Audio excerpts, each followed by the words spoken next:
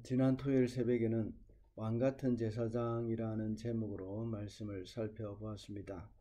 왕같은 제사장은 정욕을 다스리고 술을 멀리하며 약한 자를 돕는다고 했습니다. 계속해서 르무엘 왕의 어머니가 쓴 교훈을 우리가 보고 있습니다. 31장 전체가 르무엘 왕의 어머니가 쓴 교훈이라고 했습니다. 르무엘 왕의 어머니는 앞서 3절에서 말한 바와 같이 왕의 힘을 여자에게 쓰지 말라고 하면서 많은 후궁과 첩들을 거느리지 말 것을 교훈하고 있습니다. 그러면서 지혜로운 여인에 대해서 말을 하고 있는 겁니다.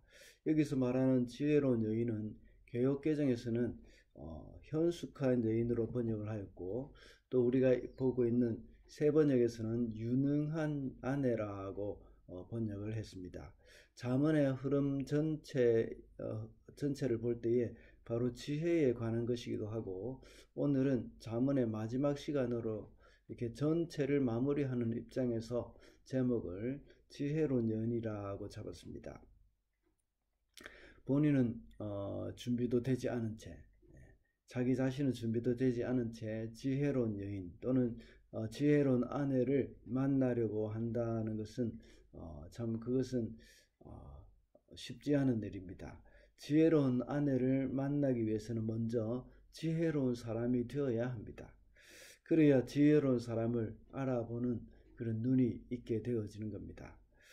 그런 측면에서 지금까지 잠언에서 지혜에 대해서 배웠다면 르무엘 왕이 르무엘 왕의 어머니가 왕의 아내가 될 만한 그런 지혜로운 아내가 어떤 것인지, 어떤 사람인지 대해서 말해주고 있다고 볼 수가 있습니다.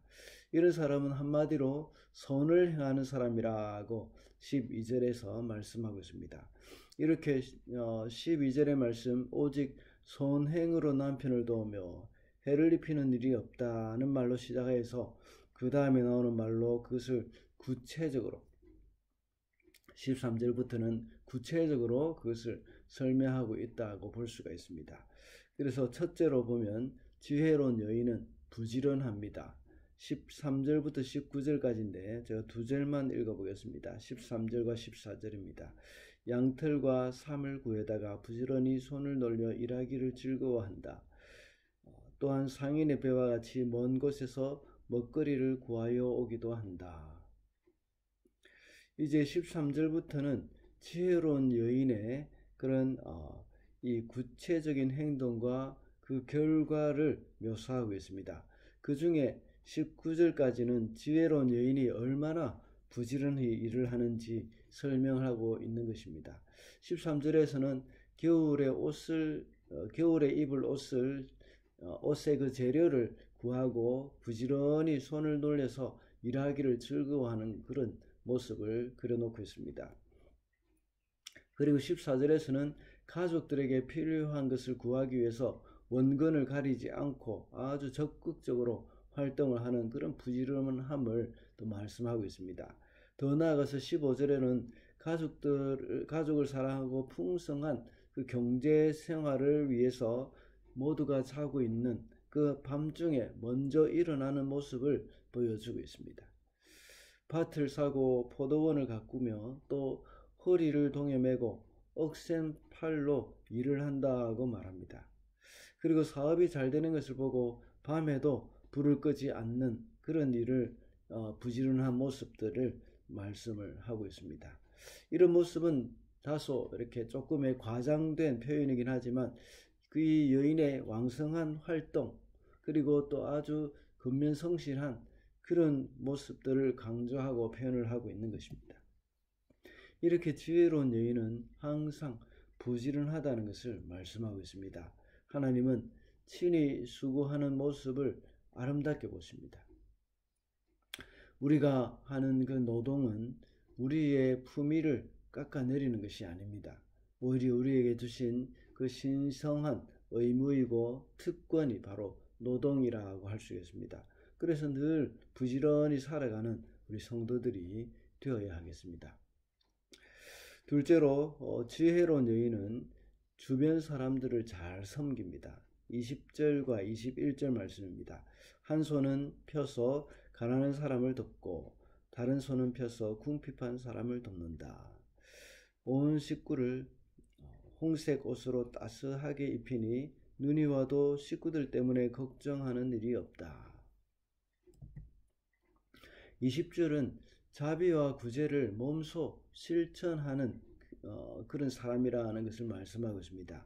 가난한 사람들에게 이렇게 베푸는 인자하고 자비로운 모습을 여기서 그려놓고 있습니다. 또한 21절의 말씀은 가족 구성원들을 위한 섬김입니다. 모든 가족들을 위한 그런 여주인의 넓은 마음을 이렇게 보여주고 있는 것입니다.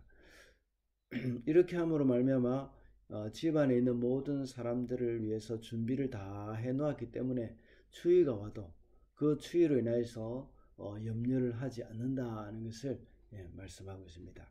앞에 대지에서 지혜로운 여인의 그런 부지런함에 대해서 겉으로 드러나오는 그 능력의 차원, 그런 행위의 차원에서 말을 하고 있다면, 둘째 대지에서는 이 주변 사람들을 섬기는 그 여인의 이 성품에 대해서 말을 하고 있다고 볼 수가 있겠습니다. 지혜로운 여인의 이런 섬김으로 인해서 가솔들이 모두 평안을 누릴 뿐만 아니라 이웃의 가난한 사람들도 역시 긍휼히 여김을 받고 도움을 받게 된다는 것을 말씀하고 있습니다. 우리 성도들도 역시 사람들이 우리를 대할 때마다 저와 여러분을 대할 때마다 저와 여러분을 인하여서 마음의 평강을 누리고 위로를 받을 수 있게 되기를 바랍니다. 일 중심적인 사람은 일은 탁월하게 참 잘하지만 참 때로는 주위 사람들의 마음이 상할 때가 많습니다. 그러나 지혜로운 여인과 같은 이런 사람들은 주어진 일도 잘하지만 또 그 사람으로 인하여서 주위의 사람들이 위로를 받고 긍휼을 받고 마음의 평강을 누리게 되어져 있는 겁니다. 마지막으로 지혜로운 여인은 가족에게도 인정을 받습니다. 28절과 29절입니다. 자식들도 모두 일어나서 어머니 업적을 찬양하고 남편도 아내를 칭찬하여 이르기를 덕을 끼치는 여자들은 많이 있으나 당신이 모든 여자 가운데 어떠미요 한다.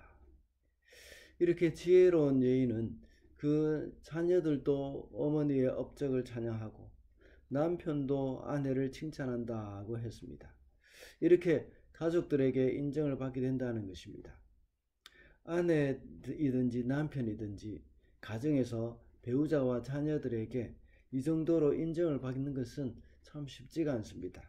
왜냐하면 우리는 가장 가까이 있는 사람에게 소홀히 하기가 참 쉽기 때문입니다. 가까이 있는 사람에게 말을 할 때도 별로 조심 없이 하기도 하고 또 행동을 할 때도 역시 그렇게 긴장하지 않고 조심 없이 행동을 하기가 참 쉽습니다. 그래서 서로에게 상처를 많이 주고 받는 것입니다. 그런데 본문에 나오는 이런 지혜로운 여인은 남편과 자녀들에게 인정을 받는 여인입니다. 이렇게 될 수 있는 비결이 무엇일까요? 그 비결이 30절에 잘 기록을 해놓고 있습니다. 제가 다시 읽어보겠습니다.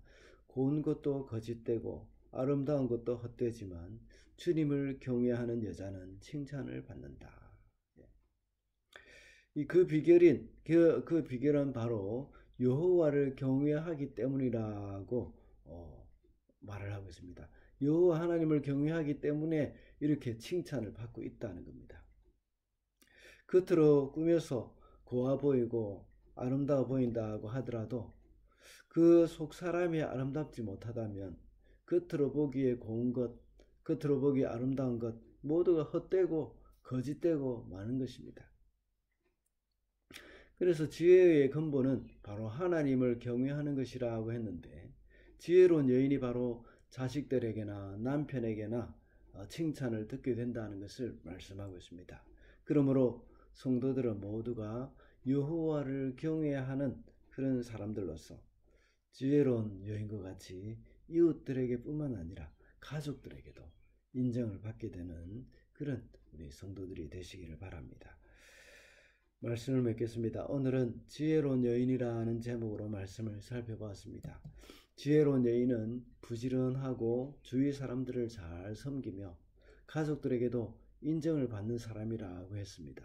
느무엘 왕에게 이런 지혜로운 아내를 맞이하기를 원하는 그런 왕의 어머니의 마음이 여기에 담겨 있습니다.